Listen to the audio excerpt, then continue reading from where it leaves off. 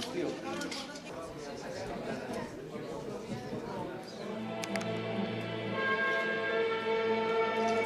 Καλησπέρα σας, bonsoir à tous. Σήμερα εκτακτώς θα μπορέσετε να βάλετε. Η πρόσκλησή μου δεν αφορούσε μόνο στους εργαζόμενους οι οποίοι έχουν χάσει τη δουλειά τους, αλλά κυρίως αφορούσε στο γεγονός και αφορά στο γεγονός ότι αυτός ο αγώνας που έχει ξεκινήσει εδώ και ένα χρόνο θα πρέπει να κερδιθεί, να στηριχθεί με όλες μας τις δυνάμεις, να στηριχθεί από όλους, αλλά κυρίως να κερδιθεί. Γιατί δεν είναι αγώνας που αφορά μόνο ανθρώπους οι οποίοι έχουν χάσει τη δουλειά τους. Αυτό τόνισε και σήμερα στην Ευρωομάδα της ΓΟΕ, στον λόγο που πήρα και μου δώσανε. Δεν έχει να κάνει μόνο με τη δουλειά, αλλά έχει να κάνει κυρίως με τη δημοκρατία. Έχει να κάνει με τη δημοκρατία ακριβώς γιατί κύριο συστατικό της δημοκρατίας είναι αυτό που εκπροσωπούν οι εργαζόμενοι που απολύθηκαν από αυτόν τον γίγαντα που λεγόταν ΕΡΤ, έχει να κάνει με την ενημέρωση, την ελεύθερη έκφραση του λόγου.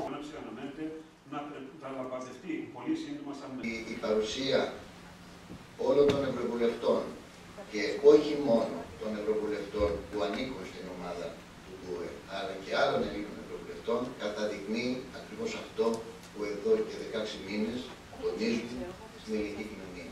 Ότι δεν είναι ένα κομματικό ζήτημα, το ζήτημα της δημοκρατίας και το ζήτημα της ελεύθερης έκφρασης, είναι ένα ζήτημα πολιτικό. Ένα ζήτημα πολιτικό που σε αυτό στέκονται και σε αυτό ακριβώς τοποθετούνται τα κόμματα και οι πολιτικοί φορείς. Είναι ένα ζήτημα δημοκρατίας. Προσωπίες των δημοσιογράφων και τεχνικών της ελεύθερης ΕΡΤ από όλες τις γωνίες της Ελλάδας. Όσοι υπερασπιζόμαστε την επαναλειτουργία της ΕΡΤ, δεν αποδεχόμαστε κανένα διάδοχο σχήμα. Ειδικά όταν η δημιουργία, η δομή και η λειτουργία αυτού του σχήματος χαρακτηρίζονται από πλήρη προχειρότητα, αδιαφάνεια και αναξιοκρατία. Παρά τις μεγαλόστομες εξαγγελίες της κυβέρνησης, η μέχρι τώρα λειτουργία της ΝΕΡΙΤ επιβεβαιώνει την ηλυμένη απόφασή της για μια καχεκτική, απαξιωμένη και πλήρως ελεγχόμενη κυβερνητική τηλεόραση, ραδιοτηλεόραση, η οποία θα αφήνει σκοπίμως χώρο στα γνωστά ιδιωτικά συμφέροντα και την παντός είδους διαπλοκή. Μια ραδιοτηλεόραση που δεν αναγνωρίζεται ούτε από την EBU. Η Ελλάδα επίσημα δεν έχει δημόσια ραδιοτηλεόραση.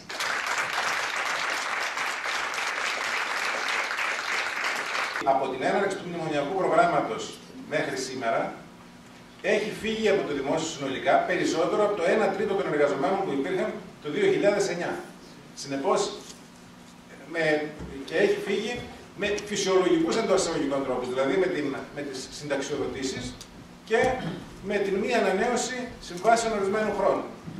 Οι ανθρωποθυσίες τις οποίες απαιτούν λοιπόν οι δανειστές δεν έχουν τόσο οικονομική σημασία, διότι πρόκειται για απολύσεις κάποιων λίγων χιλιάδων από το δημόσιο, τη στιγμή που ουσιαστικά με τους τρόπους που σας περιέγραψα έχουν φύγει εκατοντάδες χιλιάδες.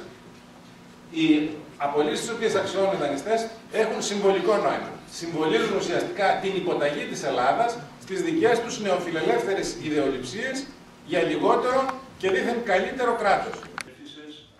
Σας καλωσορίζουμε στη συνέντευξη τύπου. Είδατε κι εσείς σήμερα στην Ευρωομάδα της Αριστεράς, εκτός από την πολιτική στήριξη και την έντονη συγκινησιακή φόρτιση για την αντοχή και την αξιοπρέπεια του αγώνα σας, σήμερα γίνεται ένα βήμα ακόμη διεθνοποίησης του αγώνα σας. Αφήνω τον λόγο στους ομιλητές μας εδώ, στους οποίους θα μπορέσετε να απευθυνθείτε. Εγώ θα ήθελα να σας πω τι βλάβες έχω υποστεί εγώ, η οικογένειά μου από την έλευση του ΕΡΤ. Δεν έχω παρακολουθήσει όλη την ιστορία του ΕΡΤ γιατί είμαι μετανάστρια, αλλά μόνο από εκεί εμείς καταφέραμε να πάρουμε πληροφορίες για τα επιδόματα που έπρεπε να καταθέσουμε, κάποια χαρτιά για τις πρωτισμίες, για τα δικαιώματά μας. Από τη στιγμή που έκλεισε ΕΡΤ, δεν έχουμε καμία ενημέρωση, έχουν μειώσει οι πρωτισμίες, έχουν πάει και σε 20 μέρες και πάρα πολλοί άνθρωποι συνταξιούχοι που ζουν με διάφορα επιδόματα δεν καταφέρουν να καταθέσουν καν τα χαρτιά τους. Είναι πολύ σημαντική η στήριξή σας και σας ευχαριστούμε πολύ. Αύριο λοιπόν η κυβέρνηση της αριστεράς αυτό το πείραμα θα το αξιοποιήσει. Και η νέα ΕΡΤ δεν θα είναι κρατική, θα είναι δημόσια και κοινωνική. Στα χνάρια αυτού του πειράματος που είδαμε, που το αναδείξατε εσείς και που το στοριάζουν σε každý. Δεσμευόμαστε η διοίκηση που θα διοικεί την ΕΡΤ θα εκλεγεί από τους ίδιους τους εργαζομένους. Δεν θα διοριστεί από εμάς. Είναι μια άλλη απόδειξη το ότι εμείς φέρνουμε το λαό στην εξουσία.